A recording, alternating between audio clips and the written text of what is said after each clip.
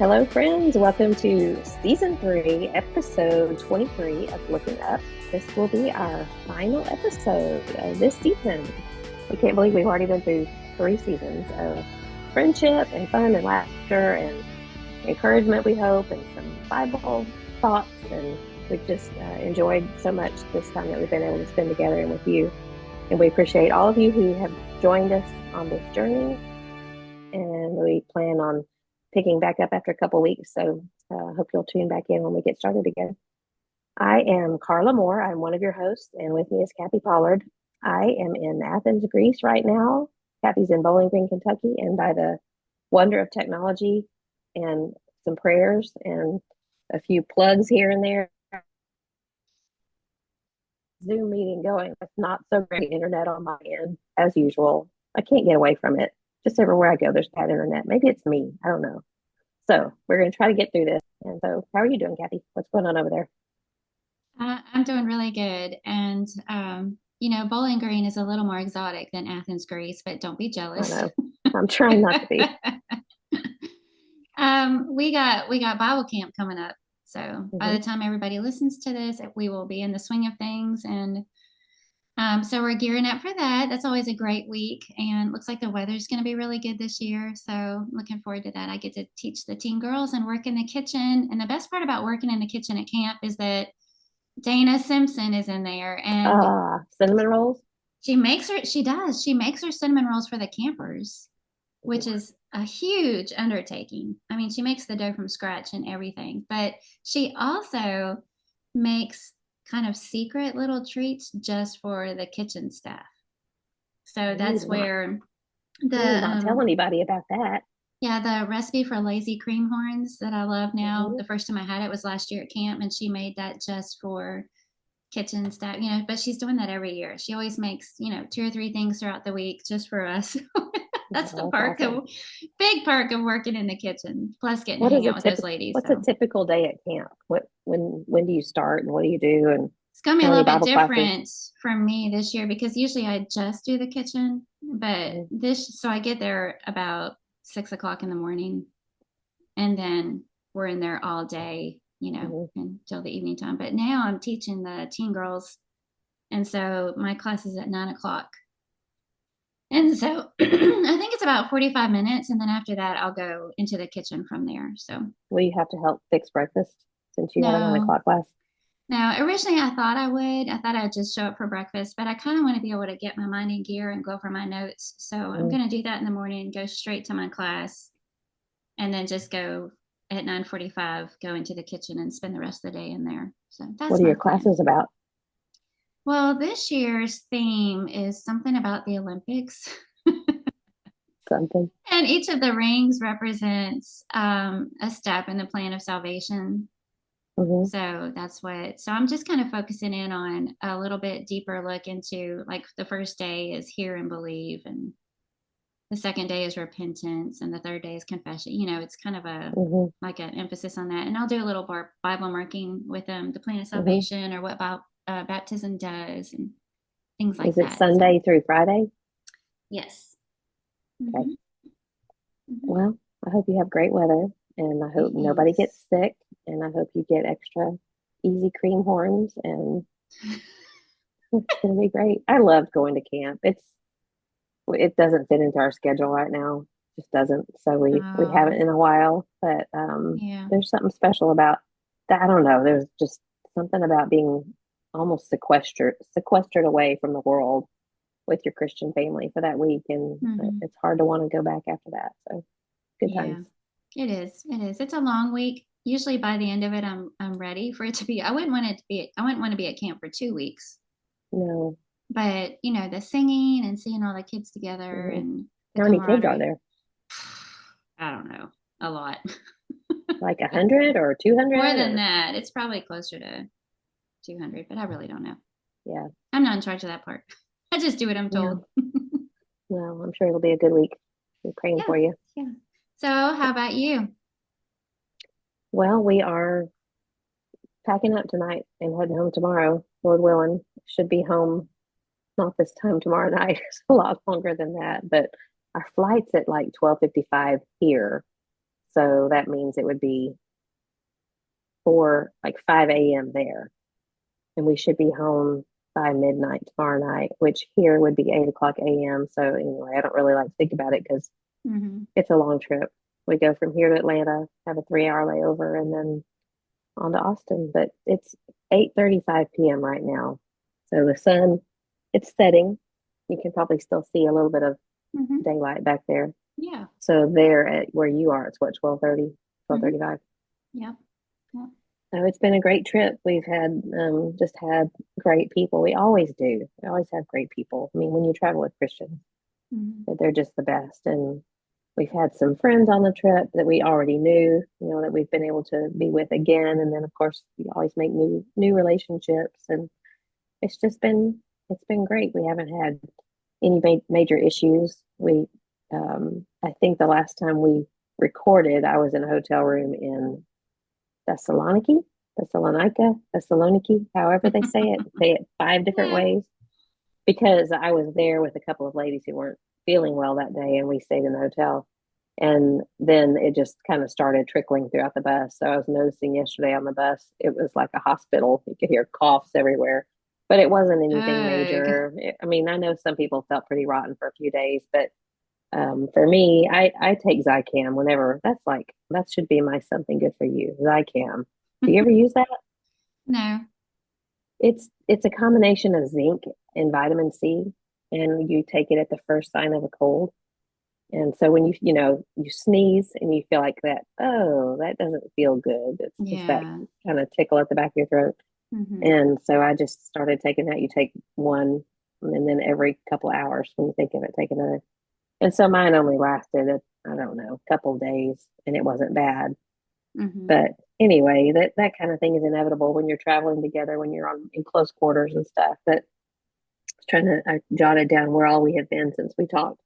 After we left Thessaloniki, we went to Berea, and then we went to Meteora, which has there. It's incredible. You have to Google it. Incredible, tall, boulder. I mean, they're mountains, but they don't. It's like nothing you've ever seen before. And there's monasteries on top of those Oh. mountains. I mean, they're really Mm. mountains. Mm-hmm. So John talked about monasticism and how it's that's not what Jesus wants us to be like. How God didn't call us to isolate ourselves, but to be lights. And so we went there. We went to Delphi, where the Oracle of Delphi was, and um, he talked about a lot of different things. But the Oracle of Delphi was very ambiguous, and it was more about predictions. And of course, it was pagan. But there's a monument, or not a monument. It's just a display in the museum there that mentions the name of Gallio, who's mentioned in First Corinthians, I think 15, Hmm. where Paul went before the judgment seat and Gallio was there. So it kind of helps to date. It confirms the date of when Paul would have been in Corinth. And then we went to Athens from there. We worshiped with the church in Athens on Sunday evening. They have an English speaking service at 6. Awesome. Yeah. Yeah, and there was a group of Harding students that were there, and one of our girls that's with us finished her first year at Harding, and so there was a couple of people that she knew that were in that group. It's always Hmm. interesting and fun to see how small the world is, especially in Yeah. the church. Running into somebody Yeah, on the other side yeah, of the world. Yeah. because of the church. Yeah, and then so yesterday we spent up on Mars Hill and on the Acropolis and saw the Parthenon. And no, that was 2 days ago. Then yesterday we went to Corinth, and I was really excited about going to Corinth because right before we left, I read a book, and I had read it like 20 years ago. Did I say something about this last week? I I can't think so. remember it Mm-hmm. on the podcast or during our personal. Anyway, it doesn't It's all a matter. blur. It really is. But in Corinth, you can still see the judgment seat, the bema that's there, and you can see what Paul would have been chained to before the judgment seat. And Oh, wow. so I had finished reading that book, and a lot of the book was set in Corinth, and it was just, Mm-hmm. it's just so cool to see those things. And Wow. again, we walk by faith, not by sight. But when you see these things, that Mm-hmm. everything, it's saying that if you read it in the Word, you can dig it in the dirt. And there's so many Hmm. things here in Israel and Rome and in places of the Bible that just help with your conviction and with your it just helps confirm what you know to be true because the Bible says it to be true. But to have that extra, um, those those things that you see and hear and feel, it's just really cool. So Gives me goosebumps. Yeah, yeah, it's great. that's Well, awesome. anyway, today we had our free day and I followed John around and he stuck his head in some holes and I told you earlier Of course I he am did. Of filthy. course he I did. am Yeah. filthy. Yeah, he actually crawled through one because it's like a nightmare to me. But he there you could see it was maybe 3 feet long. But he said, "Get a picture of me from behind and then on the other side." So of course he did that. But we've had good food. We've had Greek food. I still prefer Italian food, but Mm-hmm. Greek food's pretty good. Souvlaki and Mm-hmm. had some good stuff. So anyway, that's what's been going on. Tomorrow we head home. Well, you think that's something. I really hope it doesn't sound like. I mean, I No, know that you just know. teasing you. I know you are, but I don't You want. go ahead and say I just don't want anybody to think this is it. this is a ministry that John and I are blessed to be a part of, and I this is how much I know about things that are going on over here. And John, it always amazes me what he can remember, and he just knows Yes. things, and he has like this photographic memory when it comes to stuff over Mhm. here. Of course, can he remember our grandchildren's names 100% of the time? No, he can't. But it's not because he doesn't want to. It's just it's so Oh, funny to me. Like even today, we were doing some shopping and he couldn't find his credit card. And like, and it's the credit card that I've asked him to use over here because it's the one that there's no fees, no international fees, and all that. And he's okay. like, "But I thought you told me to use this one, and I don't know where that one is." And like, you're so smart. You're so smart. You know all these Uh, things, but you can't remember which credit card to use. So he's too busy setting his mind on things above. I know he really ought to be on this podcast with you because he's the one looking up. But it's been fun. It's been fun. We had a new guide named Vula. Have you ever seen My Big Fat Greek Wedding? Yes, I have. Remember that aunt that talked about that they found a tumor in her with teeth and hair, and you remember that part?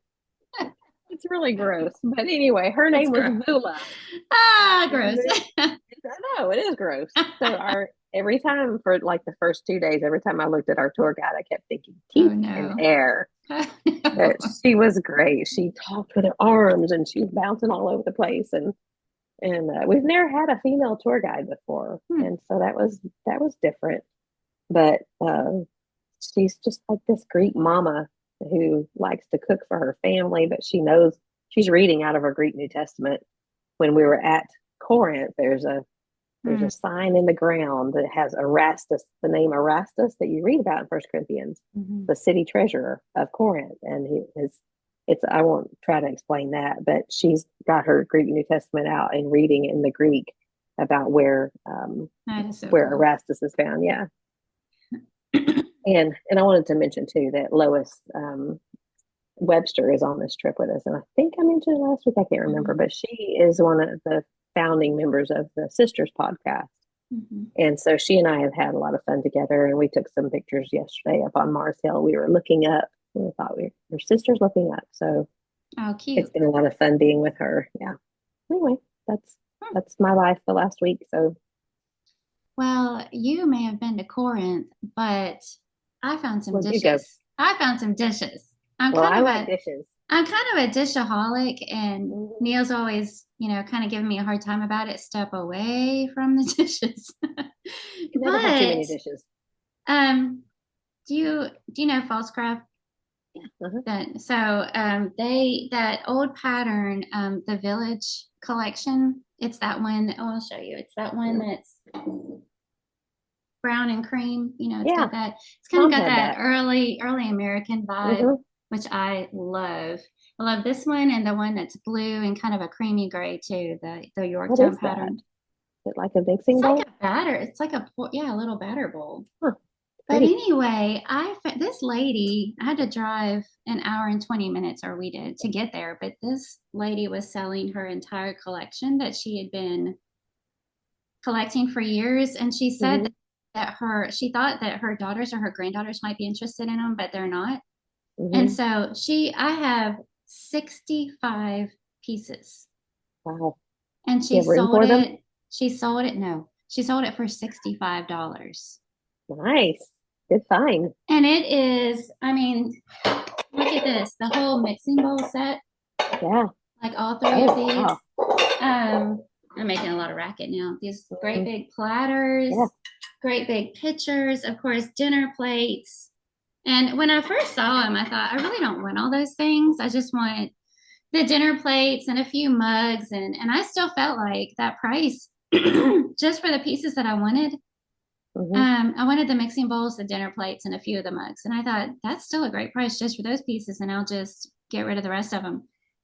But then when I saw it all together, I was like, oh, wow. Hmm. This collection I is need it. I need it. amazing. And there you can still buy this pattern, but one set, which is like 4 pieces for 5 if you count the saucer, under the cup, Hmm. is $130 Yeah. just for one plate, one bowl, one cup and saucer. And so anyway, I was like, I feel like I'm channeling my inner Carla right now. Was it a Facebook Marketplace It find? was, yeah. Mm. And they were the sweetest people. They live out in a beautiful home with this gorgeous view. And we ended up chatting with them for a while and found out that they raised 3 boys too. And, Hmm. all that kind of stuff. But Mm. I'm just kind of giddy about this whole thing. So where are you going to put them? Well, I have a hutch Hmm. by the dining room table that right now houses my transferware collection. And I think I'm going to pull all that out and put this in there because, excuse me, I love the look of it all together and I don't really want to hide it in a cupboard. Yeah. So I think I'm just going to switch them out and do that. And then I'm not quite sure what I'll do with all that transferware right now, but You have to share a picture. yeah. And anyway, so the bread platters, I've got that, covered butter dishes, covered casserole dishes. I mean, it's incredible. So Time for a dinner party. yeah, that's what Neil said. He was kind of Hmm. excited about it too, whether he'll admit it or not. Speaking of Neil, I've got to share this. I told you about it before we hit Hmm. record. Oh, this is a good one. Oh my. So, excuse me, in This last week's episode, what? What? it's like I almost want to go. I can't listen again. I know, it's so cringy. Yes. In last week's episode, I said something. We were talking about, what were we talking about?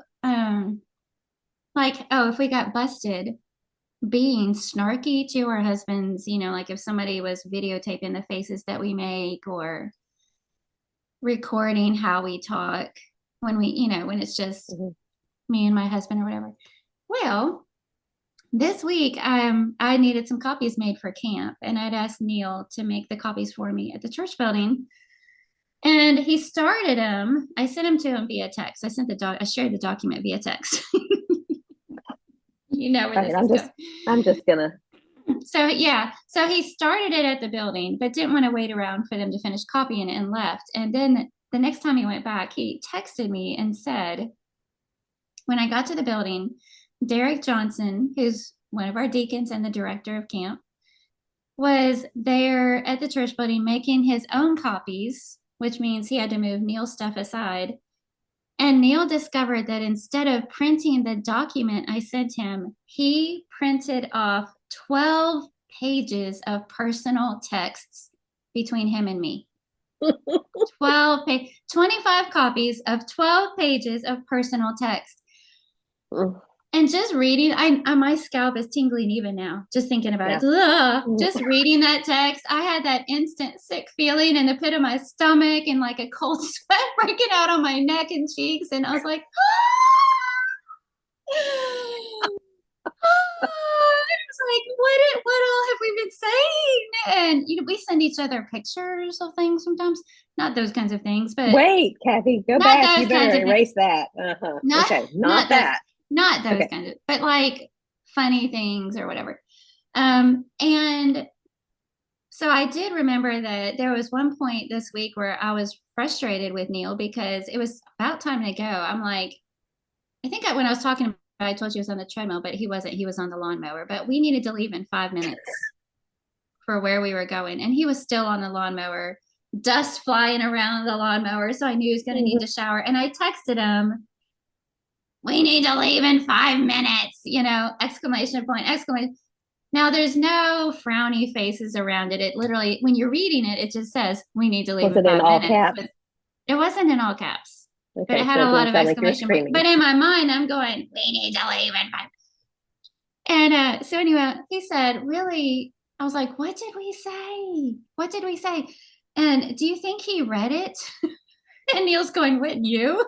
But Neil said, there's really nothing embarrassing in there except that you went on and on about your weight.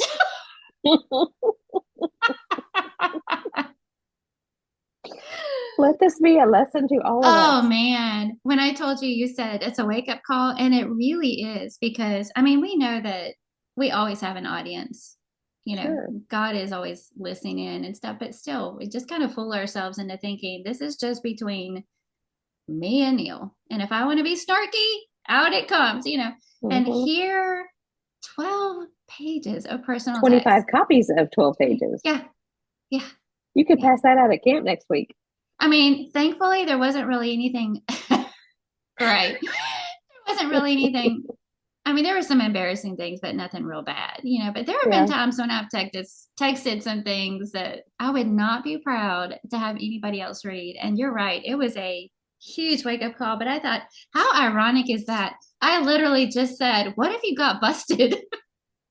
I was just thinking we should have a poll next week, but I don't know if we could do it anonymously. I have to think about it. But would you, in the same situation, if you came upon that on the copier, would you read it or would you not? I mean, I think we all would like to say no. Of course, I would not do that, but I probably would. Honestly, I think I probably would too. I mean, I think it would depend on if it started getting like, in an area that I know would not be. Yeah. Or they're talking about things that are supposed to be confidential. Personal, yeah. I know I would put that Hopefully. down, but well, and not only that, he had to have known it was us because Neil sent pictures to me of him with peaches. So like no hiding who did this. Yeah, well, that is cringy. Very, very, very cringy. Neil doesn't even care. Like even now, every time I think about it, I just feel ill. Like it's mortifying to me that this happened. He doesn't even, he's like, well, there wasn't anything real embarrassing. I mean, Neil's probably more embarrassed that he accidentally printed off text instead of the document. Yeah. That's probably all he cares about, Mm-hmm. Well, last night we were having our farewell meeting. I told you about this, but we were having our farewell meeting. And when we walked into the room where we were going to have the meeting, there was a projector there. And so John was like, we could have a slideshow of all of our photos. And I'm thinking that we can't do that. We haven't done that. You haven't put it all together. He said, well, we'll just flip through my photos. Of course, everyone loves flipping through everyone's photos. But of course, I immediately started thinking, what all is in his photos? Of course, John's photos are pictures of rocks and monuments and, descriptions of monuments. But like mine, I screenshot text sometimes so that I can share it with him or whatever. Mm-hmm. Or there's some, I think I sent you one not too long ago of the top of my head with my gray hair part showing. So I'm just picturing when they were talking about, we'll just hook it. It was David Webster and Austin Fowler. They had John's phone and they're saying, we'll just hook it up with this cord and stick it on the projector, blah, blah, blah, blah, blah. I'm like, wait a minute. I just need to think about this for a minute. Is there anything in there that I've sent him? I mean, nothing bad. Like you said, it wouldn't be sinful or anything like that, but personal. So yeah, wake up call. That's a good story. That is what do you call it? A cautionary tale. Yes. I challenge everybody to pick the person closest to you that you text the most and go back and look at 12 pages worth of text and see how you would feel if somebody read them. Yeah. Of course, all of our listeners are probably better than I am, and that's not an issue. Oh, it makes my stomach hurt. Mine too. I'm glad it turned out moving right along. I feel sweaty. I feel sweaty all of a sudden. I am sweaty, so I'm just feeling sweaty and I am sweaty. Oh. All right. Well, John is outside the room somewhere, probably Mhm. wishing I would hurry up. So we probably should just move along with our topic unless you have more things you need to share. Oh no, I'm ready. Okay. Well, our topic this week comes from a post that I saw on Facebook, and I'm just going to read what it says. And I imagine some of you saw this if you were on Facebook last week or a week before, I don't remember.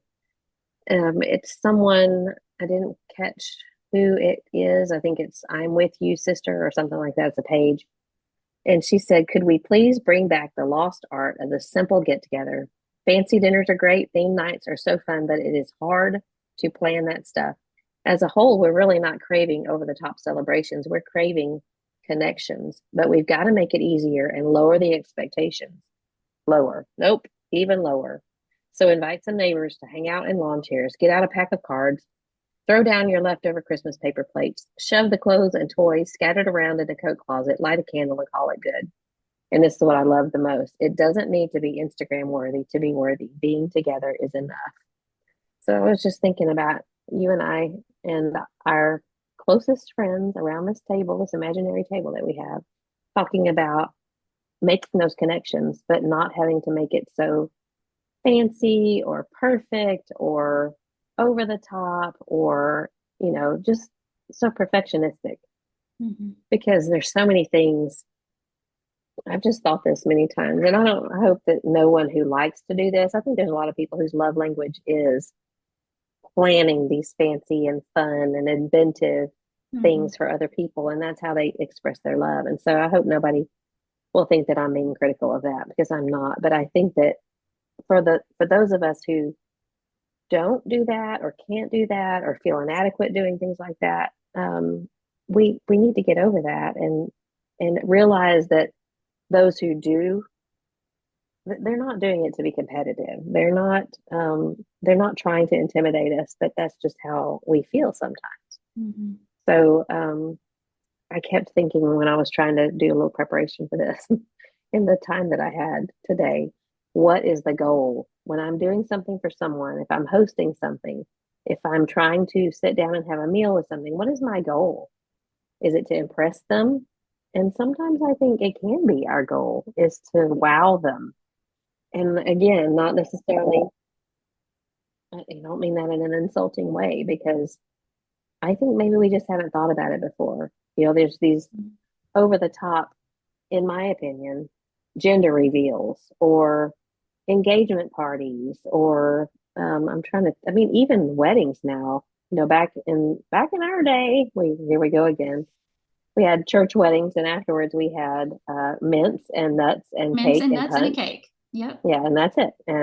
And now it's a sit down meal and the tables are dripping. Every table's got flowers and greenery Mhm. and crystal and place cards, and it's beautiful. Mhm. And if this is an opinion show. I mean, not a show, but this is an opinion podcast, I guess today is for those of you who feel the pressure to do things that way, to be that way, what can we do differently to help other people not feel that pressure to do that?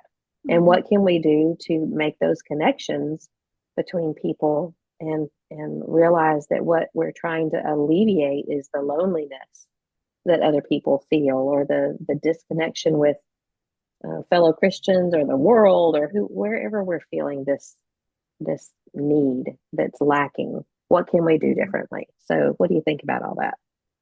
Well, I was excited when I saw that when you sent it to me because I saw that too, that Mm-hmm. little thing that she wrote, and I loved it. And my first thought was this would be a great podcast episode. And the first thing that came to me was similar to your train of thought is, I was thinking about birthdays, how they've gotten, especially for little kids, how they've Mm-hmm. gotten to be such a big deal. And does that put a lot of pressure on moms these days to keep up with that, or their kids are going to feel like they've been robbed a little bit? Mm-hmm. And um, the hospitality thing aspect of it, of course, but to get a little bit personal here right out of the gate, um, I admit to being a little intimidated by it all, maybe in slightly different ways. In that, I have certain things that I usually cook that my kids knew as company meals. Mm-hmm. The They always knew that if we were having somebody over and it was their first time coming over, I typically made cheesy chicken and rice, green beans, deviled eggs, mandarin, like a salad with mandarin oranges, kind of a thing, and then a chocolate cake. That was like Mm-hmm. my go-to company meal. And so after we moved here, I've made that a couple of times for company. So literally, I've been doing that since Neil and I were first married.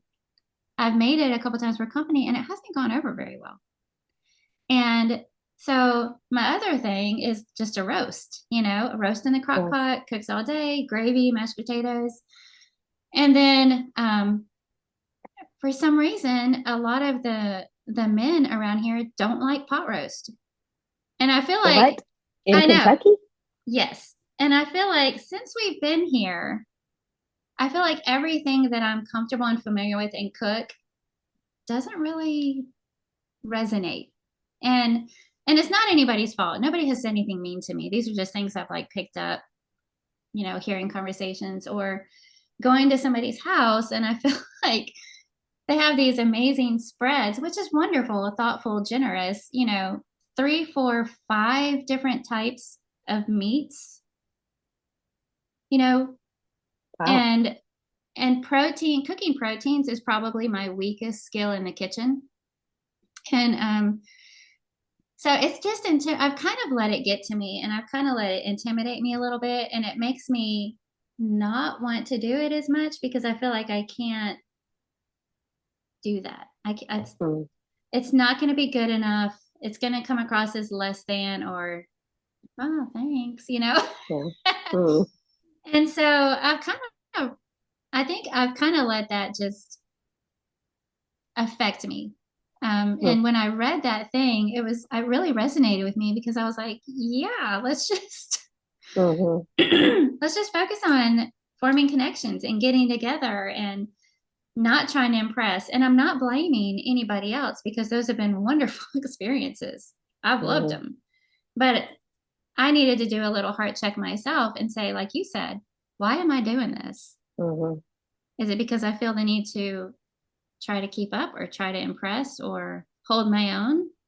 Or is it just to spend time with people? Yeah. And make them feel at home and make them feel Mm-hmm. loved. Yeah, I think that's um, the first thing that came to mind. Well, one of the first things that came to my mind when I read that was how you've always talked about Tammy Roberts and the cereal nights, and Yeah. just how back in the day when y'all were at Bear Valley and kids were young, she would just say on Sunday night, everybody go get your favorite box of cereal, and they provided the milk, I guess, Mm-hmm. and come over for cereal and games, and don't you just feel the most comfortable Yeah. in a situation like that?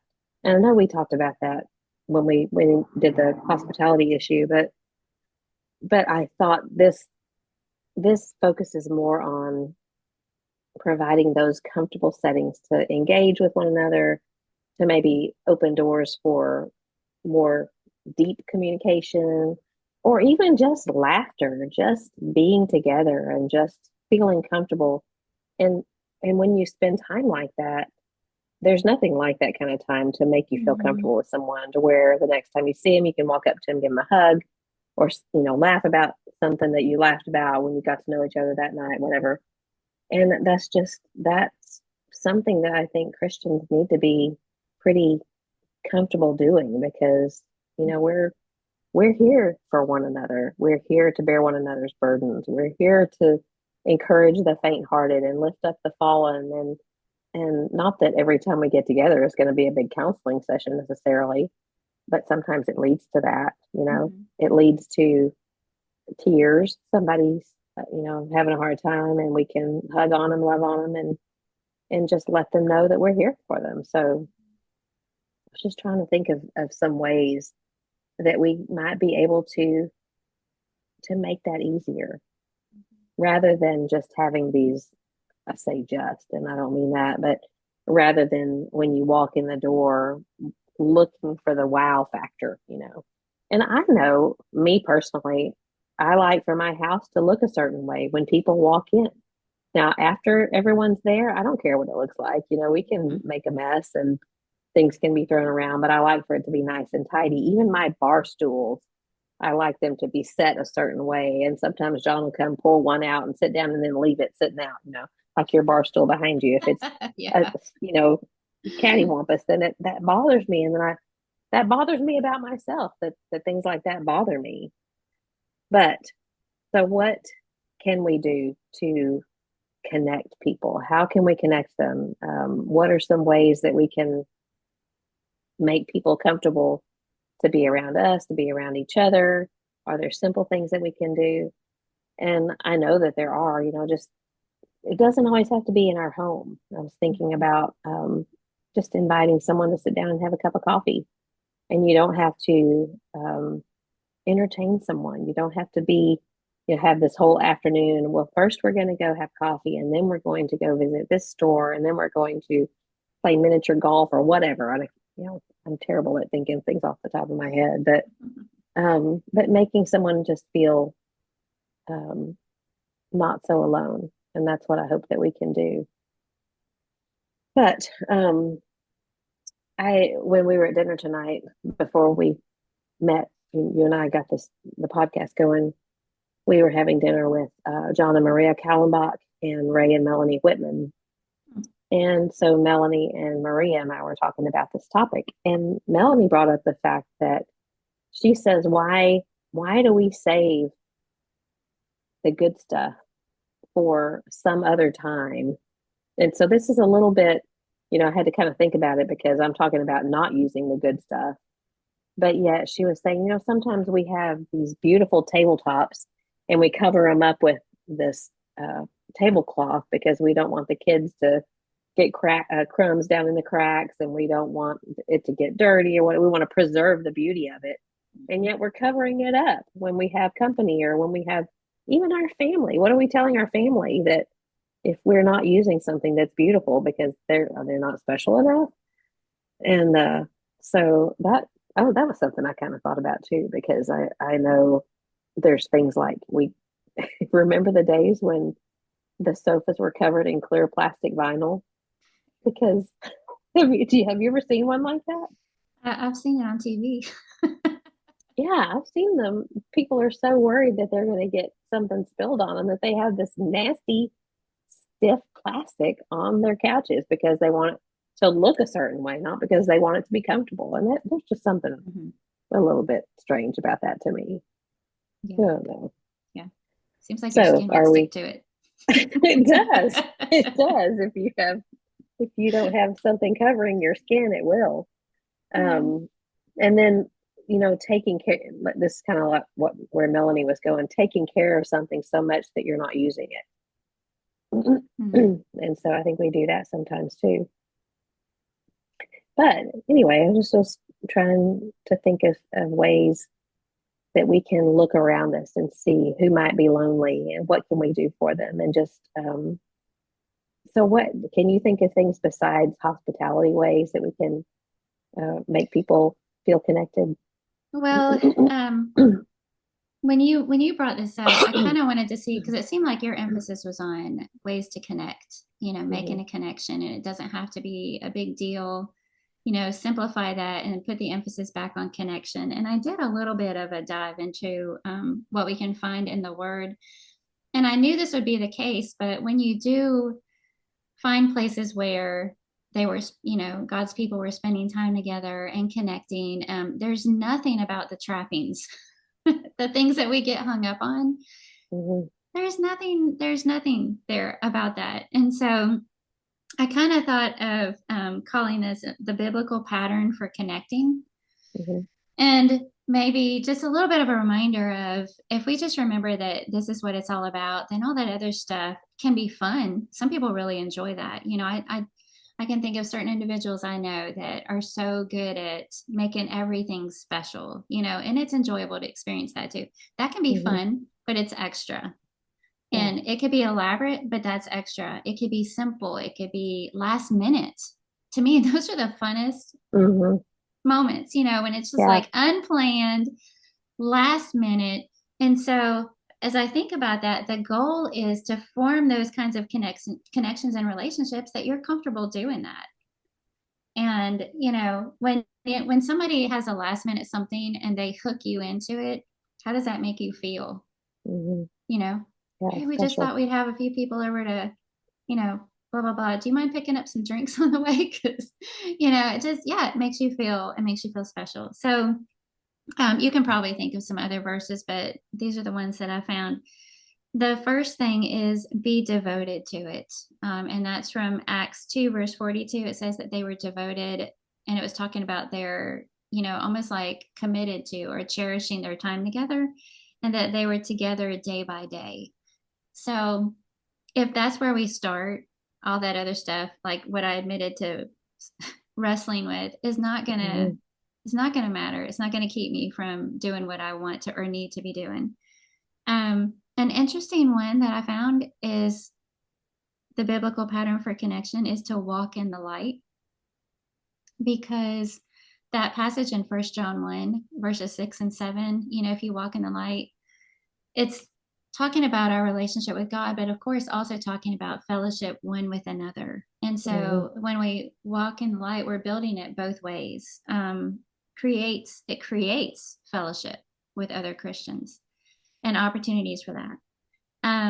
The next one was to think about how to encourage others toward love and good works. And that was from Hebrews 10:24 and 25. Consider how to stir up one another. That's why we come together, and Hmm. consider how to stir up one another to love and good works. And if that's what you're doing and that's your objective, then how everything looks is going to take a back seat to that. Or what you're Hmm. serving is going to take a back seat to that, because the emphasis is I just want to look for a way to get with my brothers and sisters and the people around me and encourage them. Right. Um, Generosity plays a part. Acts 4:32 says, "No one said that any of the things that belonged to him was his own." And whew, I really had to kind of camp out with this one for a little bit, because sometimes it is my own stinginess also. Whatever excuse I'm throwing out there, it probably is a little bit of my own stinginess. I'm protecting my time, you Hmm. know. But my time, my home, if I'm generous with it, it's gonna set itself up for connections. And then the last one was focus on the purpose, which kind of goes back to where you started all of this. And that's from First Peter 4:9, which simply says, show hospitality to one another without grumbling. Hmm. And the emphasis is on the showing the hospitality. And if we're keeping it simple and just remembering why we're doing it, I think it makes it a lot easier not to grumble about it. It's all that extra pressure and stress and to do, and I have to have an appetizer, and I have to have a main course, and I have to have a dessert, and I have to have this, the table setting and everything else. Hmm. um if we're more focused on all of that stuff, again, like you said, nothing wrong with that, but to the point that it causes us to stress about it or complain about it or whatever, we've lost sight of why we're doing it in the first place. Those are great, great points. And I mean, I alluded to a couple of verses already that I had written down. Galatians 6:2, or to bear one another's burdens. And it's taking it a little bit out of context, but that's what we end up doing when we are with one another, when we're more comfortable with one another. And you just find yourself in situations where you are ministering to one another, which is what we're all about as Mm-hmm. Christians, to minister to one another and see how we can help one another. And I think of that sign that Aaron gave me again, that says we're all just walking each other home, and I love it, and that's what we're I do doing. too. And Yeah, that's so so good. yeah, it is. And then First Thessalonians 5:14, that we're to encourage the faint-hearted and help the weak, and to be patient with one another. And there's a lot of people in the world that we're not best friends with, but we can be friendly too, and Mm-hmm. we can show them who the Lord is by how we treat them. And that, to me, what they said in this post about, doesn't have to be Instagram worthy. It just has to be worthy. And the contrast of those two, and Instagram worthy or worthy of who I am. Do I walk in such a way that shows that I know the worth of what Christ did for me? And part of that is how I treat my fellow human. And so those were the passages that I thought about. There is a song called "Go Light Your World" by Chris Rice. And one of the verses says, I love this. It says, carry your candle, run to the darkness, seek out the hopeless, confused, and torn. Hold out your candle for all to see it. Take your candle, go light your world. And then the next verse says, frustrated brother, see how he's tried to light his own candle some other way. See now your sister, she's been robbed and lied to, still holds a candle without a flame. And then the chorus again, carry your candle, run to the darkness, seek out the lonely, the tired and worn. Hold out your candle for all to see it. Take your candle and go light your world. And oh, it just, every time I just read the words, it brings tears to my eyes because people are looking for connections and they're finding the connections in all the wrong places. And I see this all the time, you know, these empty spots that we have in our soul. We want to fill it with worldly things. We want to fill it with um, worldly friends or whatever it is.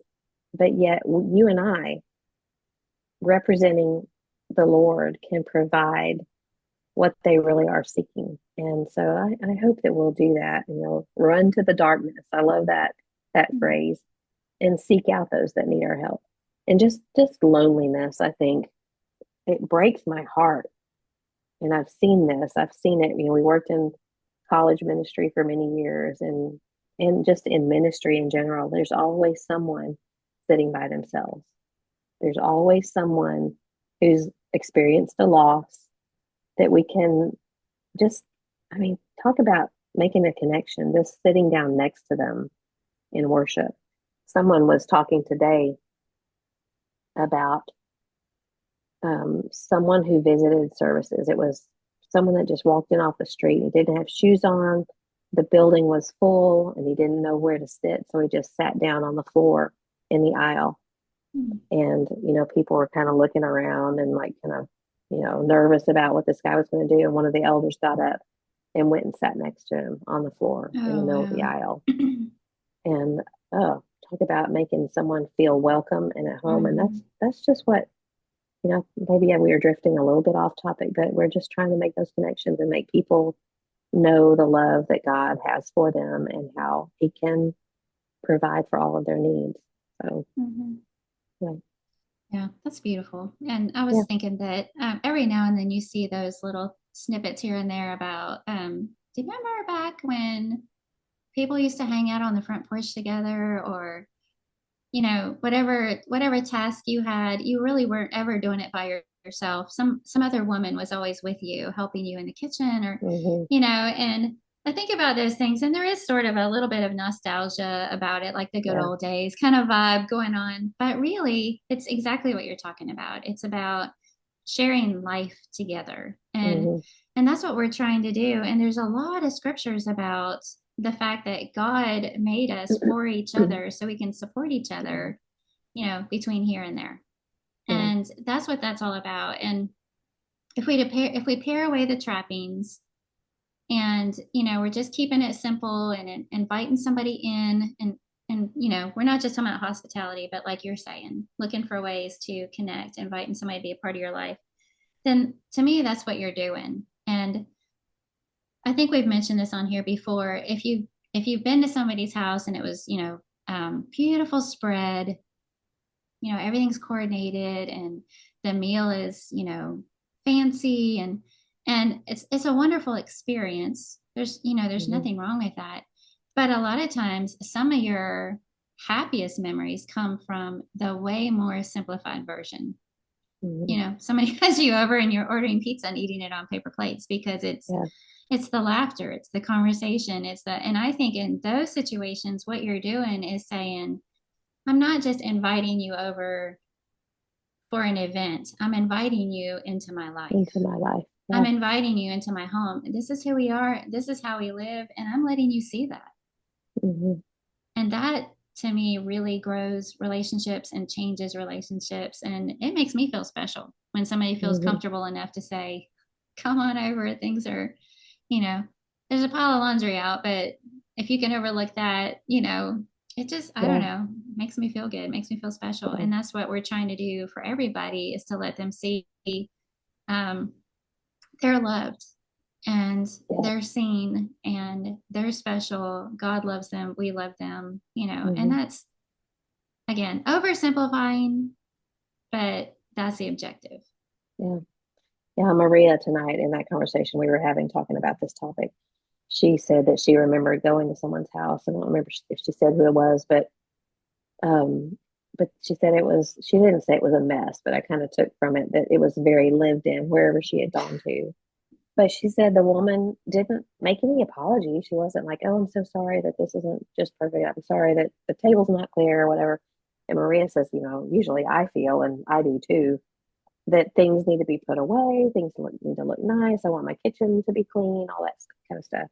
But she said she just felt so honored that someone would trust her to be in the middle of her private space and not feel like there was any facade.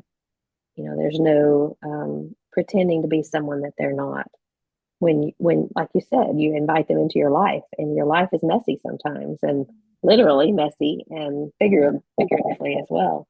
But yeah, I mean, I've had that experience too, where I feel like, oh, they trust me with their life, with how they are, and that to me is so much more meaningful than magic china and whatever else. Not to take anything away from your Altscraft that you're going to have your dinner party with soon. But Well, there I was try. Go ahead. no, you go ahead. This is different. I try to make Mhm. it, very modern day. When I read those things and I'm picturing people hanging out on the porch or hanging out in the kitchen, what would that even look like Yeah. today in our very fast paced, very digitally connected world? Hmm. And, maybe this is just an example. Maybe I'm going to make strawberry jam on a Saturday afternoon. And instead of just doing it by myself, I invite a couple of friends or ladies over to do it with me. Let's all Hmm. just and then we can visit while we're doing it. And I love being able to visit, but also feel like you're kind of accomplishing something, if that Hmm. makes sense. But I thought, what would the hang up be? And I came up with two personal hang-ups for me. One, I think in my mind, I'd be going, nobody's going to want to do that. Like, I feel like they'd be going, why are you inviting me over here to put me to work? Like, what are you trying to do? Get free Oh, labor out of me or something? I don't think Um, anybody would think that. But I did that when we were first married. An older woman in the church invited a few ladies over, and we spent the whole afternoon making peach jam. I think I've said that on here before, and it left such an impression on me. And it was so fun. But so my Hmm. first hang up is, I mean, like, who would I even ask? Because who's going to do that? But second is the whole selfish aspect of it of, well, then I've changed the whole job, because then I'm not just making strawberry jam. Well, now I'm going to have to clean my house, and I'm going to have to make sure I have enough materials for everybody, and I'm going to have to make sure that they have a good time and that they can go home with some, and I'm going to have it all prepped ahead of time. Hmm. But why? Yeah. None of that is true. And why do I feel that way? Why do I feel the pressure to do that? Why can't they just come over and I've still got to still got to rinse the strawberries, or still got to grab the sugar out, or, Hmm. you know, it's just all this extra, but things have to be a certain way. Yeah. And it's And we such put an that on ourselves. inhibitor. Yes, we Hmm. put that on ourselves. Nobody else is doing that. Nobody else is pressuring that at all. Hmm. I don't Yeah. know if that's the whole, this is a Instagram. Just because it's not Instagram worthy doesn't mean it's not worthy. Is it that Instagram influence Hmm. that we're subject to, and can be swayed by, I don't know. Well, sometimes I think when we do those things, when we want to post something like that, it becomes about the gratification that we feel about being able to make people say, "Oh, this is so nice. This is so lovely. I wish I could do Mm-hmm. something like this." And Mm-hmm. then it becomes kind of a selfish thing on our part of wanting that. I don't know if it's an adrenaline rush or not, but wanting people to think better of us. And I think we just haven't really thought that through. Like that article that Laura Warnes wrote, that hospitality is about you, it's not about me. Yes. So Yeah.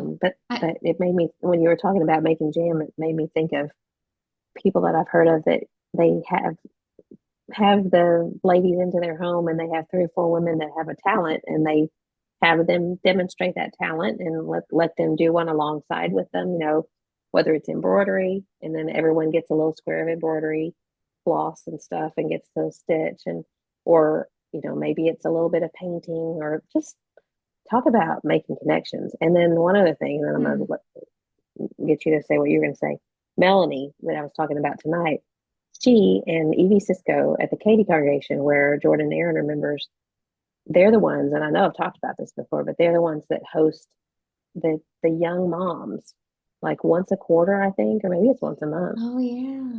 And I am excited about going back home after this, because then we have almost 15 months at home, little trips here and there, but where I want to start something like that.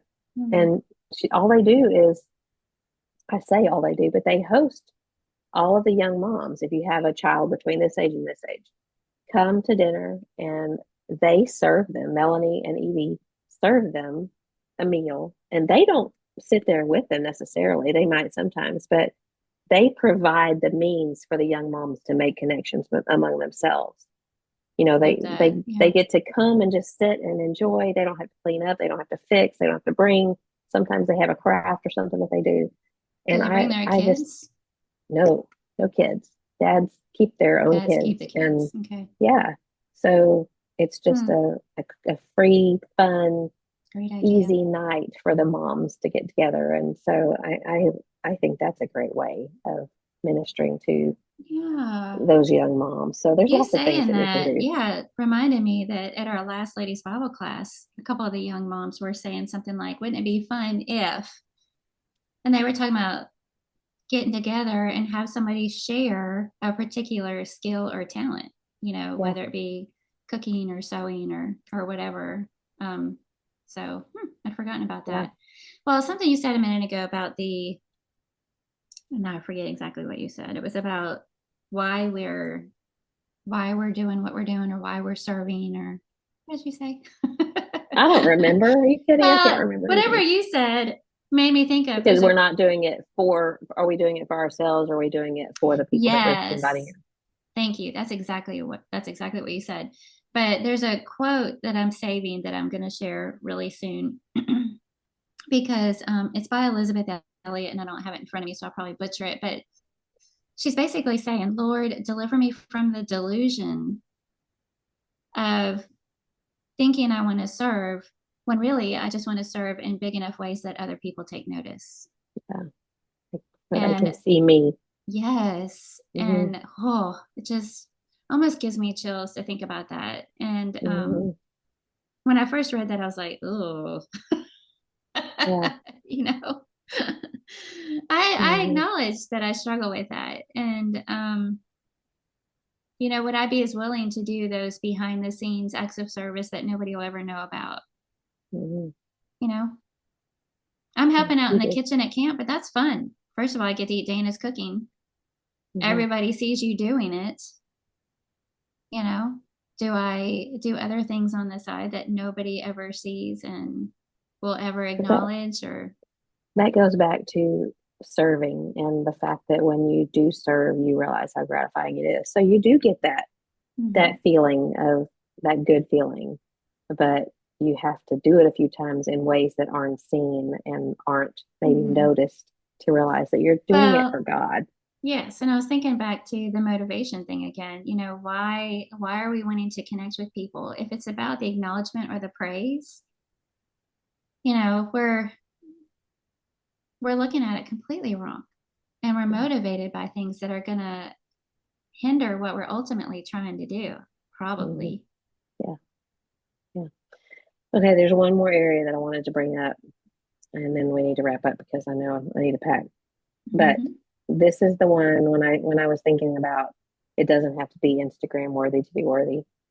And especially probably younger women may, I don't know, because I struggle with this, and you probably do too. Instagram worthy with regard to our appearance, to be worthy. So, all Hmm. the filters and all of the I know I take the glasses off every time someone wants to take my picture, because I hate the way I look in glasses, and yet I have them on. It's so dumb, I know, because this is what I look like. to people when they see me. And most 90% of the time, I'm going to have the glasses on. And yet I take them off for a picture because I want my pictures to look nice. And so, do we feel like we have to look perfect in pictures to be worthy? Do we feel like we have to look a certain way to be worthy? And we've been outside. In fact, I don't know what I look right now because I saw a picture of myself from last night. When we've been outside for 2 weeks, I've got raccoon eyes. I mean, I've had my sunglasses on, and so my eyes are completely white and the rest of my face is tan. But there's all kinds of face issues that I have, whether it's, just whatever. It's embarrassing to even talk about. But when you're in the sun and when you're outside with people, it's right there on display. And I'm right next to people. You're in people's face, they're in your face, and there's nothing hidden. And I have had to get over that, and I'm not over it because I tend to like duck my head, or I turn, I feel self-conscious about the way that I look, especially outdoors, because I know it's just, can't hide anything. And I'm really trying hard to get over that self-consciousness because it doesn't do me any good. It just makes me even more awkward. The people are probably wondering, why is she turning her head or whatever it is that I'm doing. So, this is where I'm trying to get to not place any value on how I look, Instagram worthy, um, perfect filters. I'm just not. This is me, and this is what I keep telling myself. This is who God made me, and this is how He wants me to look. I don't mean leave your makeup off and whatever, because I think we all want to clean up and look and smell nice and all that, but sometimes we just don't, and I have to be okay with that because that's where I am, and that's how He made me, and that's how other people are. And I look at other people, and when they have flaws, that doesn't bother me. That I just realize they've got flaws because I do too, and this is the way humans are. So I I don't know how that's coming across, especially I guess to younger women who want to do all of the filters and the look perfect and all of the perfect makeup and the perfect hair before you go anywhere. Don't let anybody see me.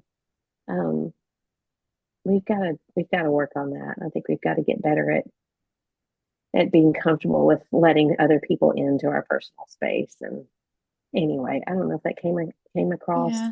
the way You I know, wanted it to. But I think so. And I wonder if it all comes down to continually checking our hearts to make sure we're seeing things the way God sees them. First of all, perfectly put. Hmm. about your complexion, it's so ironic to me that you would even mention that because I think you have one of the most beautiful complexions of any woman I've ever known. So Well, I you're think we're sweet. so more self-conscious about things in our own body, and everybody else will be like, what are you talking about? You But being able to see things the way God sees them, the definition of wisdom, as I've heard it put, because, just like with Instagram, I've been learning more and more recently how very pervasive it is, intentionally so, and intentionally um, formulating how we think and the choices that we make. And Dave Eubank just had a class at Lehman Avenue, one of our Bible classes, and he was just mentioning about like with AI and algorithms hmm and marketing. He has insight into all of that, and it is scary how, I mean, the things that you're seeing when you pull up Pinterest or YouTube or Instagram or whatever you use, Facebook, hmm is specifically geared to what they know you're interested in. And so hmm all those things that you're seeing everybody do, you think you have to do. They even know if you're left-handed or right-handed. Ooh. They know what you're interested in just by if you pause a little bit when you're scrolling. hmm If you Yeah. pause a little bit, you don't even have to click on it or like it. If you pause a little, hmm they know that. Yeah. And so I feel like then you're seeing everything from, think about a woman my age. I've been interested in things like home decor, health, hormones, So all of a sudden I'm seeing what products I'm supposed to be using in my hair, and what kind of blow dryer I'm supposed to use, and how much protein I'm supposed to be eating, and what I need to do to balance out my hormones. And I need these products and Yeah. supplements and I feel like it's just like, oh, I'm supposed to be doing this. I'm supposed to look like this. I need to do this if I want to. And Yeah. sometimes you just have to realize this is all very intentional. Hmm. It just is. It's marketing. Yeah. And step away from our homes don't have to look like that. Our hospitality doesn't have to look like that. Our tables don't, our events Hmm. don't have to look like that. Our faces don't have to look like that, Yeah. and just to be able to kind of disconnect and see it for what it is, all the very intentional, targeted things kind of makes it easier to see, wow, I just got sucked into that real quick, Yeah. into that vortex, if you Yeah. will. And I actually don't need that and don't have to do that. And Hmm. this doesn't have to be a necessary ingredient for me to get together with a bunch of ladies, Yeah. and just being able to kind of step back, spend more time in the word, probably. See things the Always. way Yeah. God sees them. Yeah. Hmm. Yeah. That's the perfect way of putting it. See as God sees us. And I've thought that so many times about you, about other people. I wish you could see yourself the way I see you. I wish you could see yourself the way God sees you. I wish I could see myself the way God sees me. Mm-hmm. And I think that's just a continual work that we have to be. Mm-hmm. uh, There's that word again, intentional, and Intentional. realizing that Mm-hmm. it's not about, it's not about what the world sees when they look at me. It's about what God sees when He looks at me. So Yeah. anyway, okay, well, Well, good discussion. I just wanted to finally share the why for all of this. I thought the Okay. perfect why. Why is this even? Why are we talking about it? Why is it even important? Is Colossians 2:2. Hearts are encouraged when we're knit together in love, That's and great. that's what it all comes down to. Whether Hmm. we're talking about connecting, hospitality, relationships, whatever. Get over yourself. Yeah, We're just trying to encourage hearts, and that happens yeah, through connection. yeah. And we encourage our own heart when we encourage other hearts. Yes. I've seen that over and Yeah. over again in my own life when you get out of your own head and try to help someone else. And that, Mm-hmm. I think we drifted a little bit off the topic, but not somewhere that wasn't helpful. At least it's been helpful for me. So it doesn't have to be Instagram worthy to be worthy. In fact, I think the opposite is true. It's more Mm-hmm. worthy when it's not Instagram worthy. So Amen to that. yeah. Yes, I like that. Well, it's been fun. Mm-hmm. Do you want to say something more about the end of the season and when we'll be back?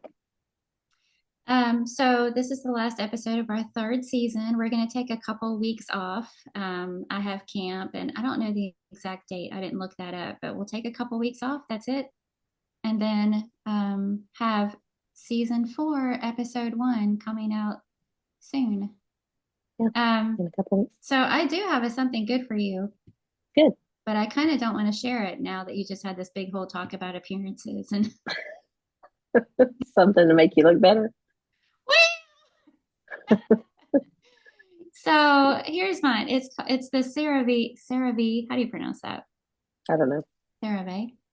But Sarab. we went to Florida for our anniversary, and I wanted to get a sunscreen for my face that had a little bit of a tint to it, so I wouldn't have to, Mhm. I could just put it on all day and not worry about anything else. And I found this. It's CeraVe.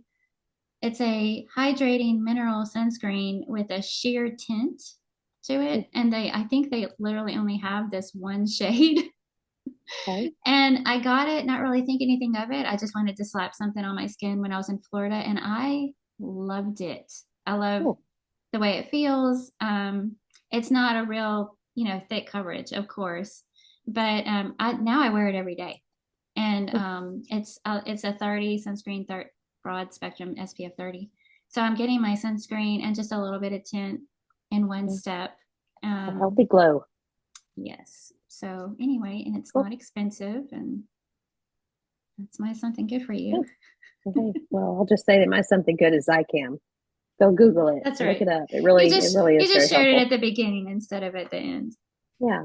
Yeah. Well, it's funny you mentioned the algorithms and the AI and all, because I think there's a pair of shoes. I love fit flop shoes. They are just comfortable to me and they have the arch support and all that.